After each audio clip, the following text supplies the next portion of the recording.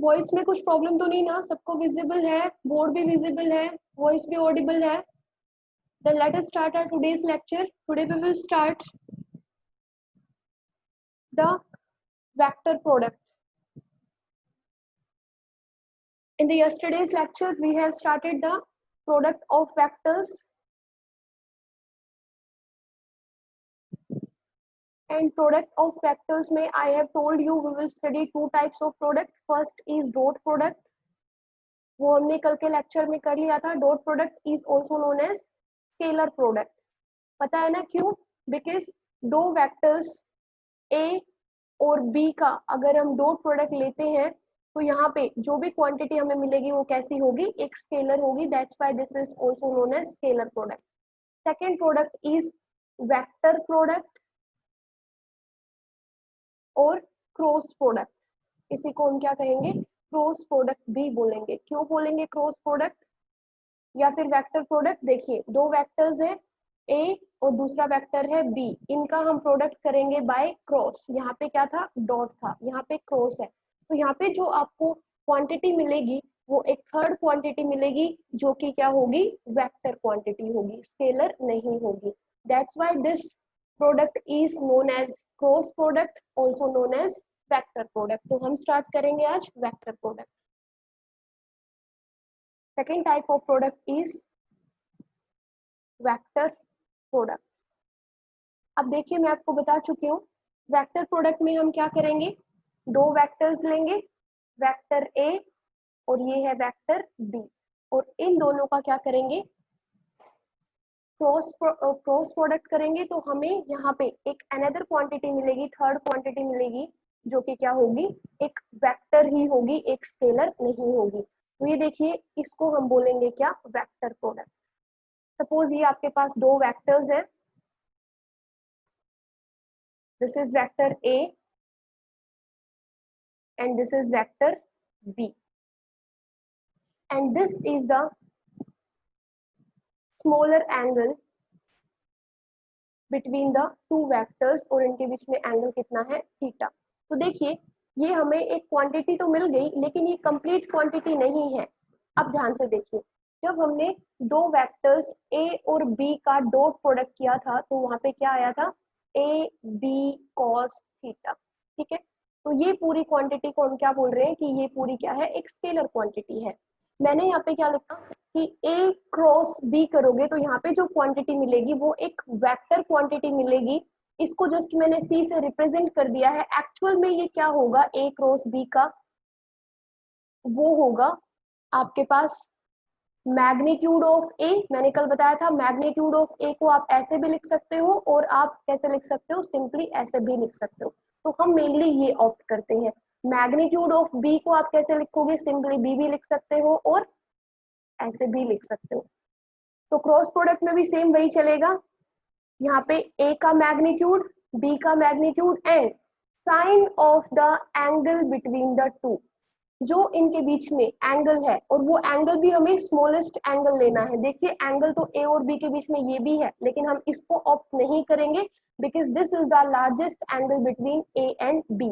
लेकिन जो दो वेक्टर्स ए और बी हैं उनके बीच में जो स्मॉलर एंगल है उसको हम ऑप्ट करेंगे. तो magnitude of A multiplied by magnitude of b and sine of the smallest angle between the two vectors. ये चीज क्लियर है कि क्रॉस प्रोडक्ट को आप कैसे लिखोगे? अगर आपके पास दो वेक्टर्स हैं a और b और उनका आपको क्रॉस प्रोडक्ट लेना है तो आप लिखोगे कि ये होगा magnitude of a and magnitude of vector b and sine of the smallest angle between the two vectors. ये देखिए अगर दो वेक्टर्स आपने ऐसे लिए हैं, this is vector A and this is vector B and this is the smallest angle. देखिए smallest angle ये नहीं है बड़े वाला, this is the smallest angle between the two vectors. तो उस एंगल का आप क्या ले लोगे? साइन ले लोगे. तो ये आपके पास क्रॉस प्रोडक्ट का रिजल्ट आ जाएगा. वहां पे हमने क्या लिया था? ए का मैग्नीट्यूड मल्टीप्लाइड बाय बी का मैग्नीट्यूड और दोनों के बीच में जो एंगल होगा उसका हमने क्या लिया था? कोसाइन. यहाँ पे हम क्या ले रहे हैं? साइन. तो ये दोनों के बीच में क्या है? डिफरेंस है. दूसरा डिफरेंस, यहाँ पे जो हमें क्वांटिटी मिलेगी वो एक स्केलर क्वांटिटी होगी, यहाँ पे जो हमें क्वांटिटी मिलेगी वो कैसी होगी? एक वेक्टर क्वांटिटी होगी. क्लियर है बेटा? कोई डाउट किसी को? डाउट है तो पूछ लीजिए।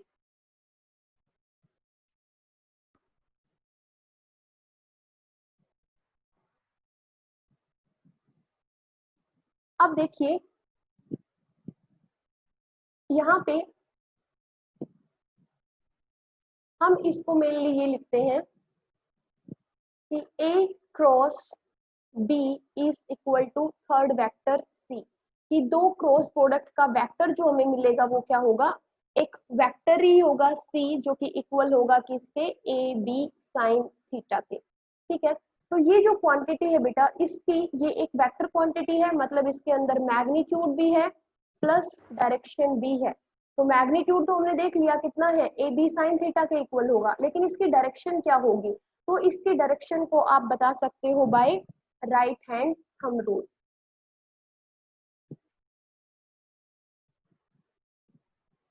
राइट हैंड थंब रूल से कैसे हम डायरेक्शन बता सकते हैं, देखिए समझिए। अगर यहाँ पे आप क्या करो कि अपने राइट हैंड को कुछ ऐसे स्ट्रेच करो कि जो आपकी फिंगर्स हैं वो फिंगर्स कर्ल हो कहाँ से, ए से बी की डायरेक्शन में। फिर से समझिए, आप अपने राइट हैंड को कुछ ऐसे होल्ड करेंगे कि जो आपके राइट हैंड की जो फिंगर्स हैं, आप सब लोग मेरे साथ कीजिए, देखिए एक मिनट, आप सबको दिखाई दे रहा है, ये देखिए ये मेरा राइट हैंड है। इस राइट हैंड को आप कुछ फिंगर्स जो है वो आपकी ऐसे कर्ल होनी चाहिए कि ए से बी की तरफ जाओगे तो जिस डायरेक्शन में आपका थंब पॉइंट करेगा वही डायरेक्शन होगी किसकी, थर्ड वेक्टर सी की। फिर से समझिए, आप देख रहे हो मैंने यहाँ पे दो वेक्टर्स बनाए हैं ए से बी की तरफ, ठीक है, ए और बी, और उनके बीच में जो स्मॉलर एंगल है उस एंगल की डायरेक्शन में जाइए आप, ना कि ए से बी के बीच में जो लार्जेस्ट एंगल है उसमें नहीं जाना है। तो आप फर्स्ट वेक्टर से सेकंड वेक्टर की डायरेक्शन में जाइए, जो फिंगर्स की डायरेक्शन है उनको ए से बी की तरफ कर्ल कीजिए by taking the smallest angle between your thumb, your fingers और थंब के बीच में। तो जो आपका थंब होगा, सॉरी फिंगर्स और पाम के बीच में, आप ये समझिए कि आप थीटा को क्या कर रहे हो, होल्ड कर रहे हो। इन दैट केस जो आपका थंब होगा वो किस डायरेक्शन में पॉइंट आउट करेगा, वो आपके जो थर्ड वेक्टर मिला है सी उसके डायरेक्शन में पॉइंट करेगा। क्लियर है ये, फिर से समझ लीजिए, ए से बी की डायरेक्शन में अपनी फिंगर्स को कर्ल कीजिए, ठीक है। In that case the thumb will point towards the third vector, vector C. Clear है, तो जिस डायरेक्शन में आपका थंब पॉइंट करेगा वही होगी direction of this vector. Clear है, कोई डाउट तो नहीं किसी को, किसी को कोई डाउट तो नहीं है ना, प्लीज पूछ लीजिए, क्योंकि अगर यहाँ पे डाउट रह गया तो प्रॉब्लम आपको होनी है। Physics is all about directions और मेजरमेंट्स और ये सब, अगर यहाँ पे प्रॉब्लम हुई तो ट्वेल्थ में डेफिनेटली प्रॉब्लम होगी। तो देखिए, अगर हम ए से बी की तरफ अपनी फिंगर्स को ऐसे कर्ल कर रहे हैं by taking this theta inside fingers and palm, palm और ये आपकी फिंगर्स है उसके बीच में थीटा आना चाहिए। अब ये जो आपका थंब है वो कुछ इस डायरेक्शन में होगा, C is equal to A cross B। एक मिनट होल्ड करें बेटा, बार बार बेल बज रही है।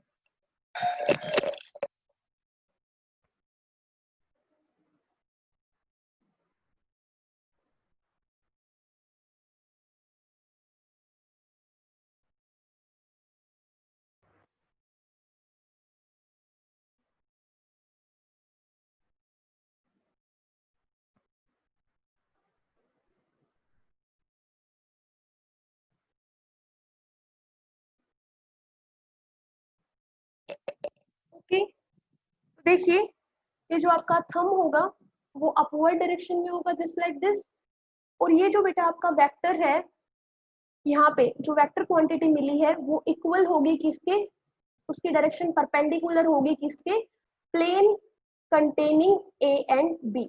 जिस प्लेन में ये ए और बी है दोनों वेक्टर्स है उस प्लेन के परपेंडिकुलर होगा ये आपका वेक्टर। क्लियर है, तो ये सी की डायरेक्शन है and this C is equal to the A cross B. किसी को कोई डाउट तो नहीं डायरेक्शन को लेके,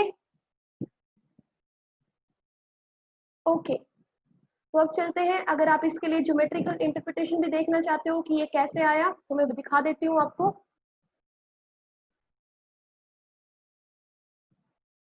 सपोज हम दो अगेन क्या लेंगे, वेक्टर्स लेंगे, उनके बीच में एक स्मॉलेस्ट एंगल लेंगे थीटा। ये देखिए, सपोज ये आपके पास वेक्टर ए है, ये आपके पास अनदर वेक्टर ए, ठीक है। अब यहां से आप क्या कर रहे हो, इसको एक ऐसे बना देते हैं, ठीक है। ये हो गया आपके पास O, ये हो गया P, ये हो गया Q और ये हो गया R। क्लियर। अब देखिए Q से अगर मैं P को ज्वाइन कर दूं तो ये एक पैरेललोग्राम बन जाता है, ठीक है। अब सिंपली क्या कीजिए, Q से इस OP के ऊपर, ये दोनों के बीच में क्या है, स्मॉलेस्ट एंगल है थीटा, Q से इस OP के ऊपर एक परपेंडिकुलर डाल दीजिए ऐसे, और ये आपके पास है N। फिर से समझिए, हमने दो वेक्टर्स कंसीडर किए हैं, vector A is along OP, vector B is along this line, देखिए ये OQ के अलोंग है। A और B के बीच में थीटा एंगल है, theta is the angle between vector A and vector B, दोनों के बीच में क्या है, थीटा एंगल है। हमने क्या किया, इस OP के पैरेलल एक QR लाइन खींची और OQ के पैरेलल हमने PR को ड्रॉ किया और एक पैरेललोग्राम को कंप्लीट कर लिया। अब क्या किया, Q से इस OP के ऊपर एक परपेंडिकुलर डाल दिया, जस्ट लाइक दिस, ठीक है। अब यहाँ से हमारे पास क्या होता है, हमें पता है कि A क्रॉस B क्या होगा, वो इक्वल होगा किसके, A B, और उन दोनों के बीच में जो एंगल है स्मॉलेस्ट एंगल, उसका साइन लेंगे हम, यही होगा। अब हम क्या करेंगे, देखिए यहाँ से ए बी किसको रिप्रेजेंट कर रहा है, ओपी को, ओके लिख दीजिए। बी किसको रिप्रेजेंट कर रहा है, ओक्यू को, ओके। और इस ट्रायंगल में हमें साइन थीटा निकालना है, तो साइन थीटा क्या करेंगे, हम ट्रायंगल लेंगे कौन सी, ओ, ये वाली O N Q, ये स्मॉलेस्ट ट्रायंगल, ये वाली।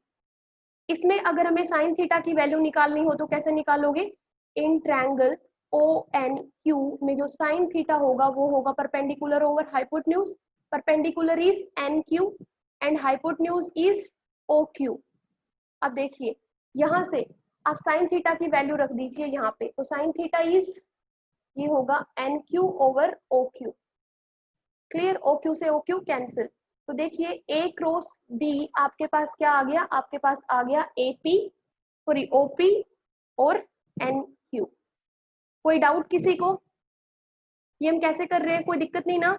आप सिंपली क्या कीजिए, इस रिजल्ट को आप 2 से मल्टीप्लाई कर दीजिए और 2 से डिवाइड कर दीजिए, ठीक है।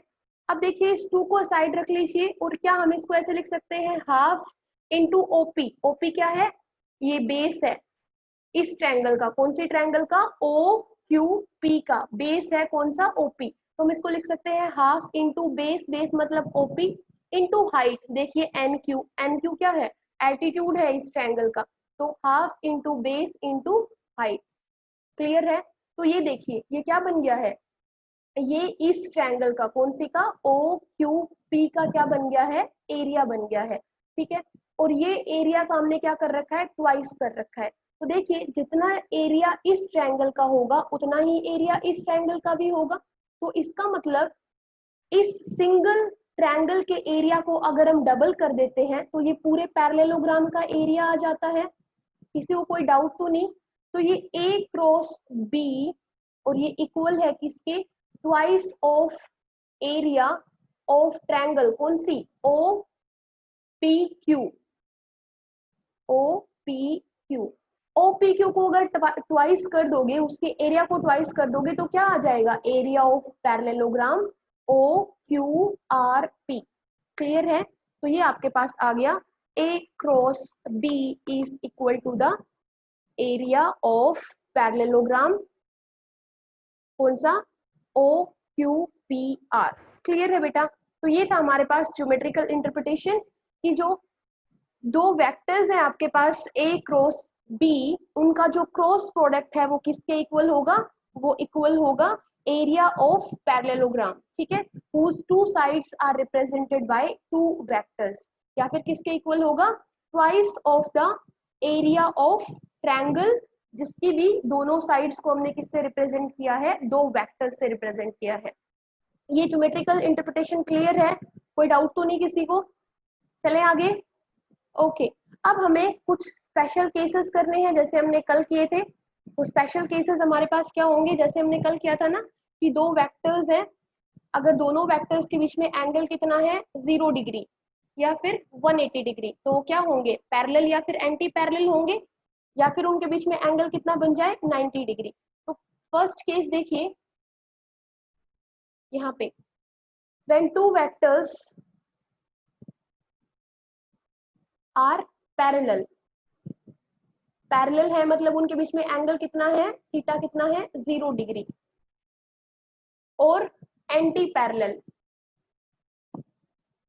एंटी पैरेलल मतलब उनके बीच में थीटा कितना होगा 180 डिग्री।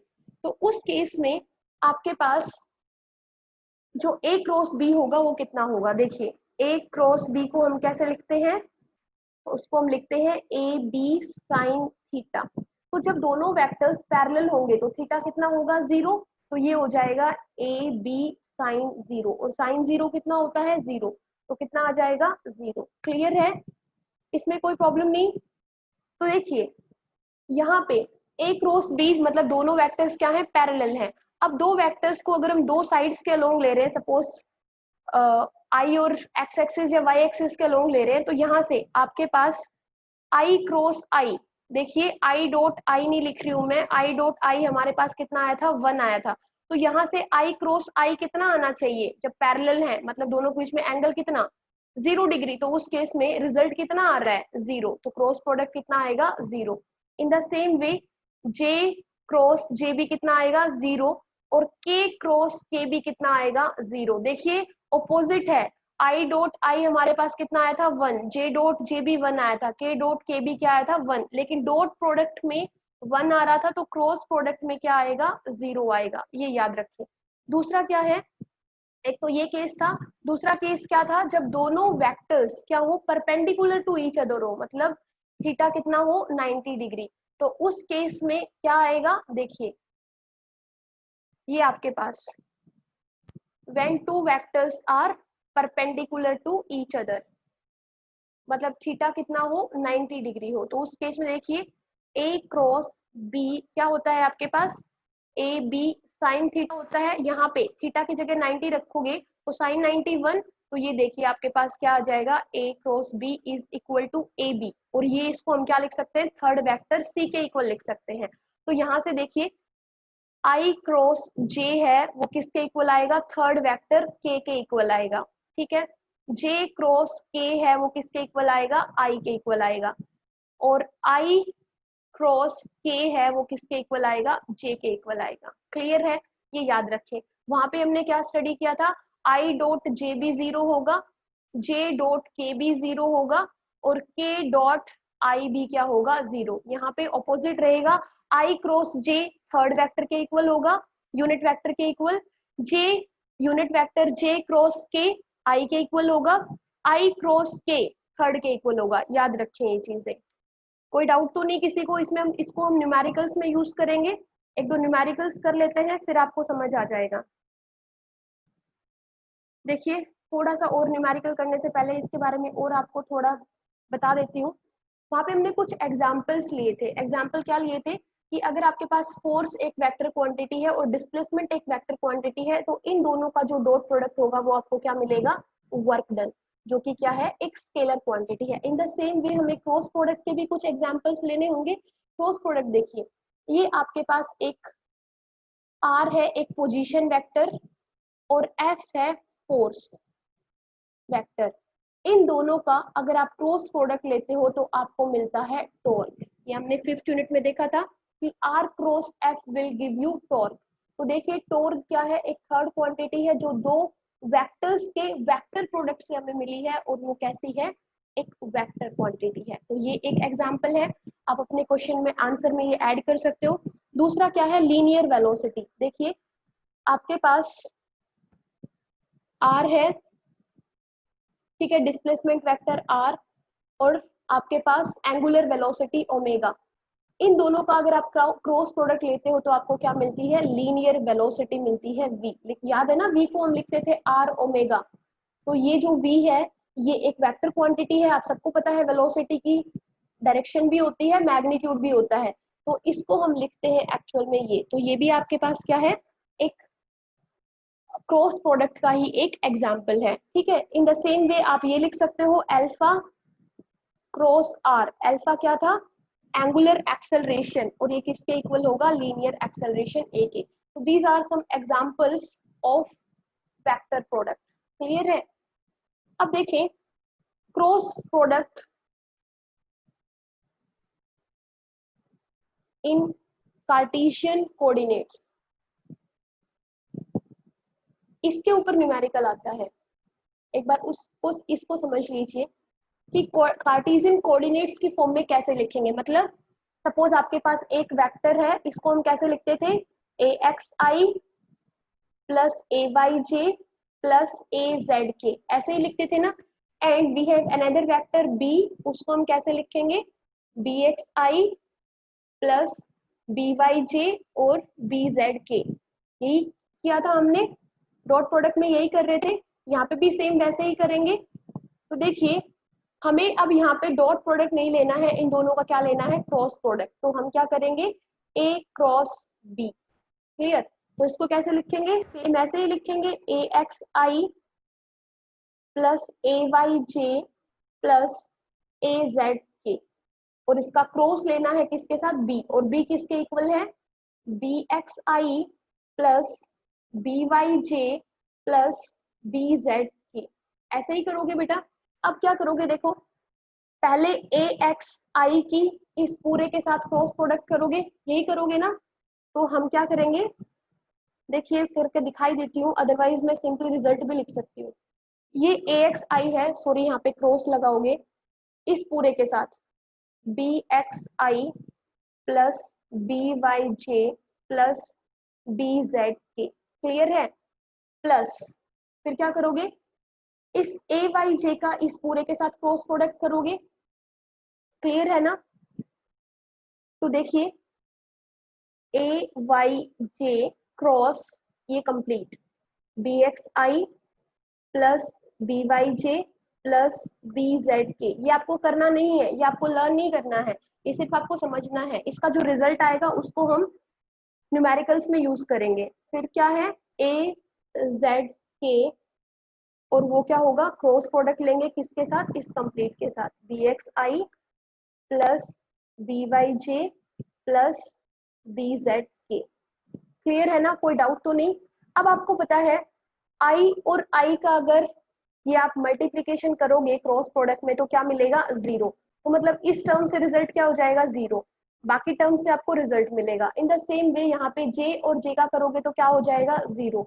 यहाँ पे भी के और के का अगर क्रॉस प्रोडक्ट करोगे तो क्या हो जाएगा, जीरो, बाकी सबसे आपको रिजल्ट मिलेगा। और लास्ट में जो आपके पास रिजल्ट आएगा बेटा, वो मैं सिर्फ लास्ट का रिजल्ट लिख रही हूँ, ये डेरिवेशन ऐसे ही चलेगी।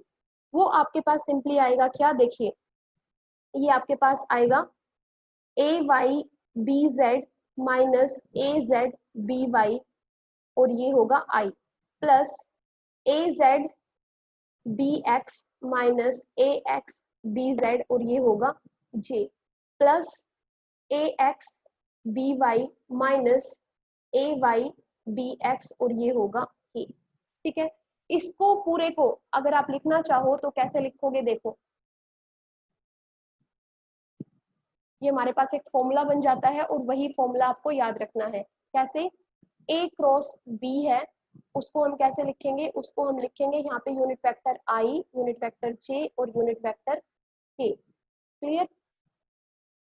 तो देखो ये हम ऐसे लिखेंगे, ठीक है। हमारे पास देखिए ए एक्स ए वाई और ए जेड है, ठीक है।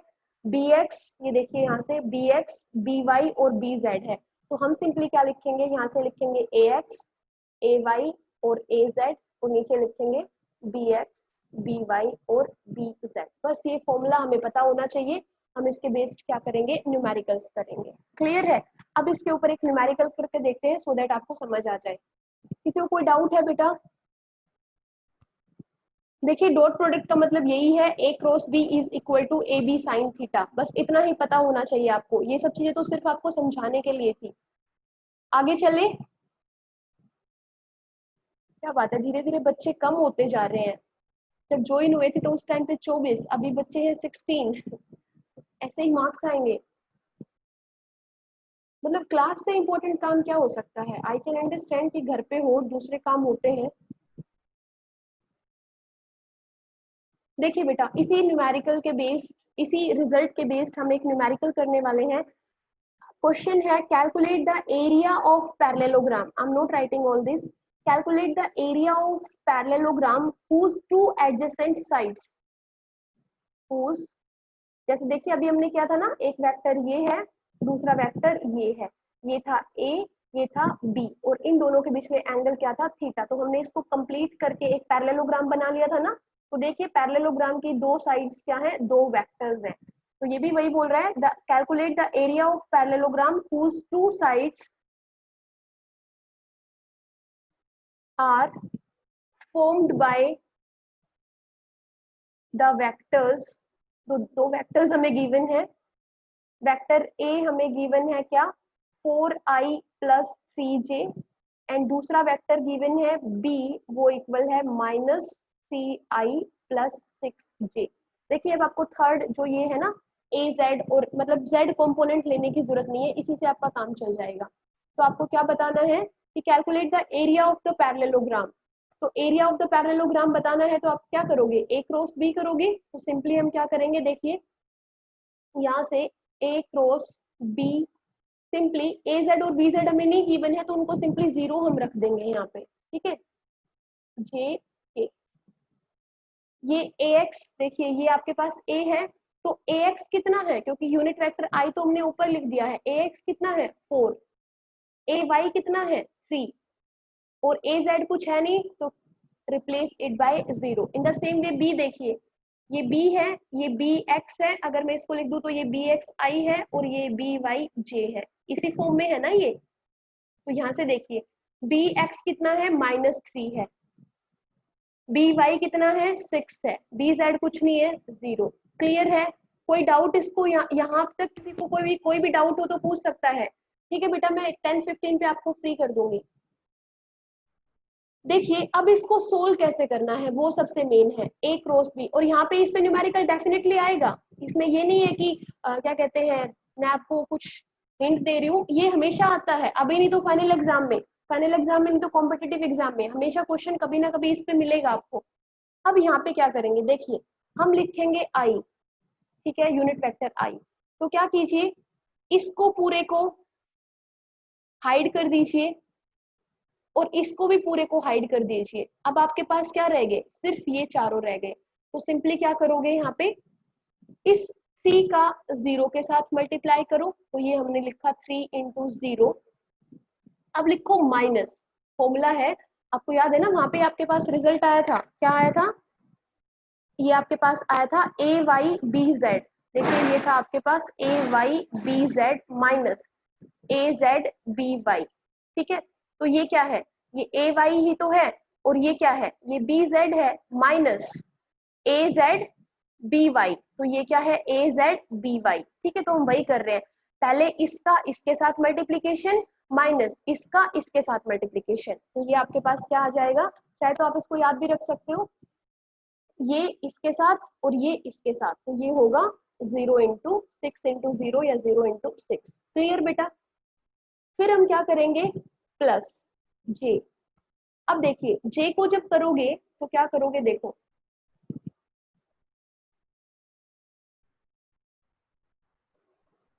जे को जब सोल्व कर रहे हो तो जो जे के साथ में जो है इसको हाइड कर दो, मतलब ये आपको ना दिखे, मतलब इसको आप कंसिडर ही मत करो, और ये भी आपको ना दिखे, ठीक है। अब आपके पास जो 4 लेटर्स आपको विजिबल है वो है एक 4 और 0 और 0 और ये -3। तो अब हमें क्या करना है, देखिए हमने यहाँ पे क्विट किया था 3 इंटू 0 -6 इंटू 0, यहाँ से किया था। अब हम यहीं से स्टार्ट करेंगे, 0 इंटू -3, ठीक है, 0 इंटू -3, और अगेन हमें क्या लेना है? -0 इंटू -3 माइनस 0 इंटू 4, 0 इंटू 4। किसी को कोई डाउट? अब लेंगे हम के, यूनिट वेक्टर के। अब k जब लेंगे तो हम क्या करेंगे, इन द सेम वे k को हाइड करेंगे।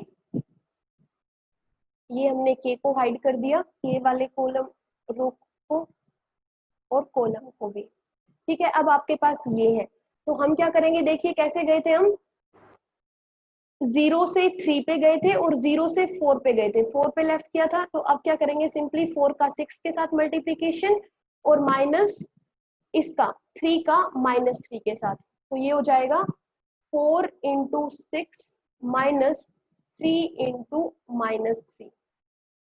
बेटा किसी को कोई डाउट है ये कैसे कर दिया मैंने, फिर से बताना है? यस पूछ लीजिए, फिर से बताना है तो चले आगे, तो सबको समझ आ गया?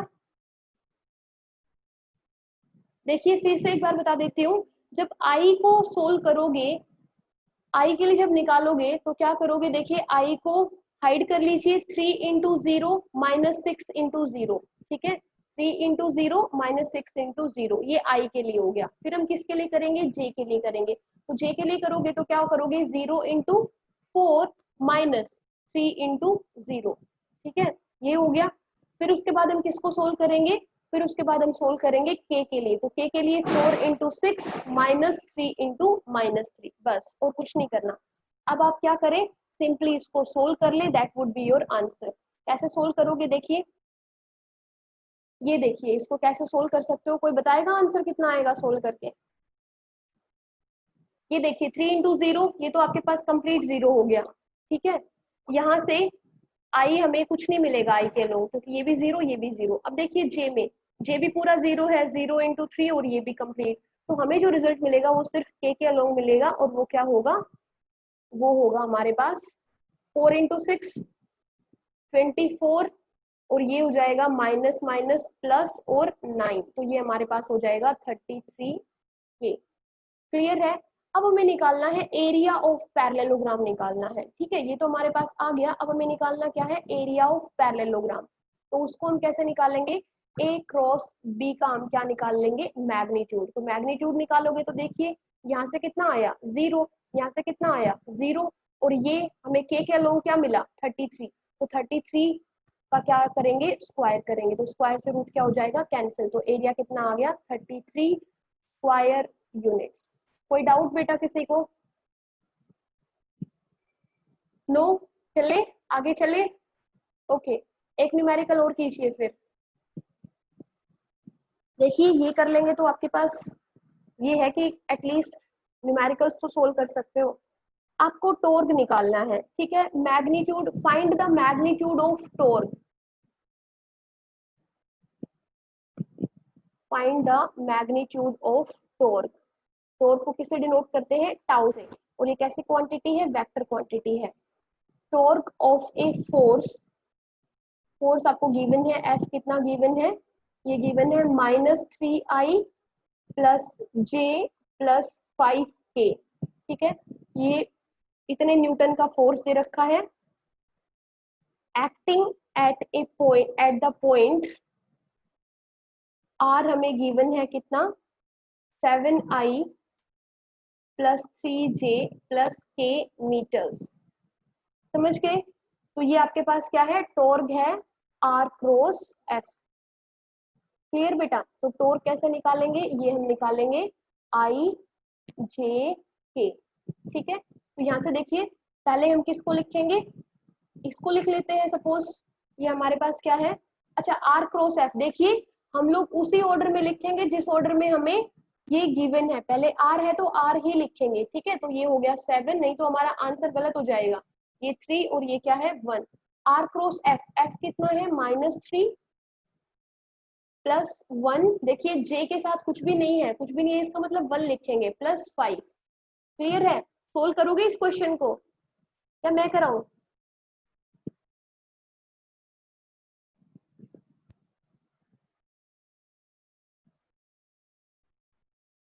यस कीजिए सोल्व फिर।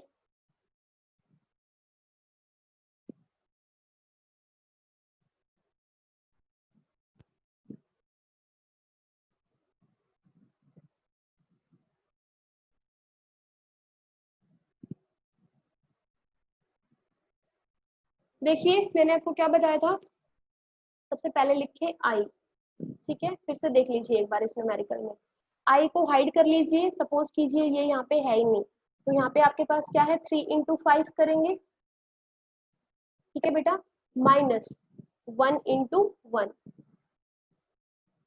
क्लियर, प्लस जे, जे में अब आप क्या करेंगे, यहाँ पे हमने लेफ्ट किया था तो 1 इंटू -3, ठीक है, फिर क्या होगा -7 इंटू 5, ठीक है ना, जे को हाइड किया तो एक 1 इंटू -3 और 7 इंटू 5, क्लियर है।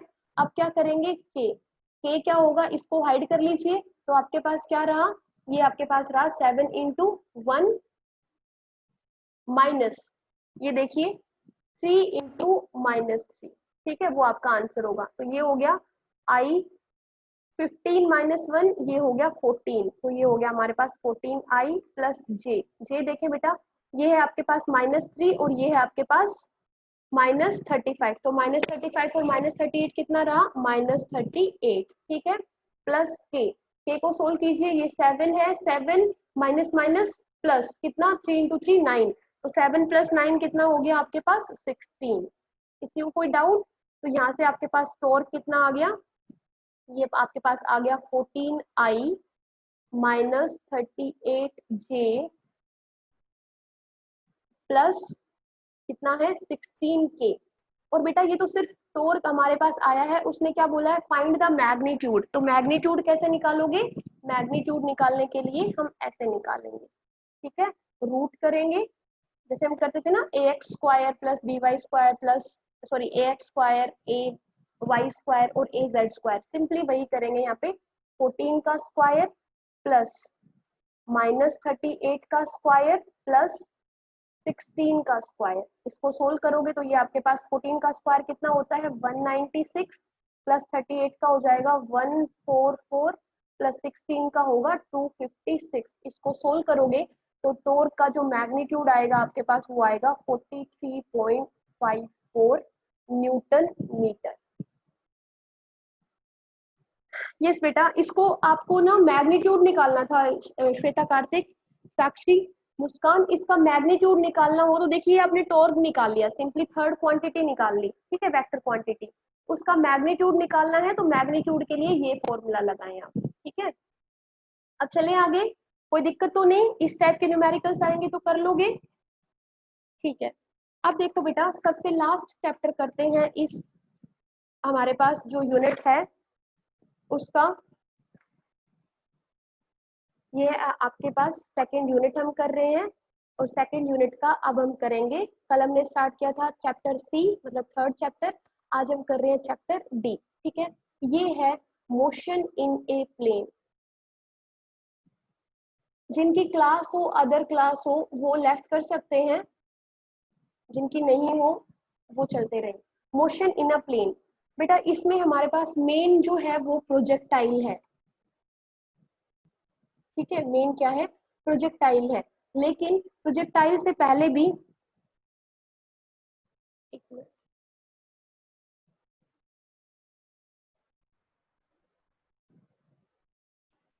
प्रोजेक्टाइल है आपके पास, लेकिन उससे पहले भी हमारे पास दो टॉपिक्स हैं जो मैं चाहती हूँ हम करें, या फिर आप अगर आप लोग बोलते हो कि मैम सीधा ही हमें प्रोजेक्टाइल करा दो तो मुझे कोई प्रॉब्लम नहीं है, मैं प्रोजेक्टाइल करा दूंगी।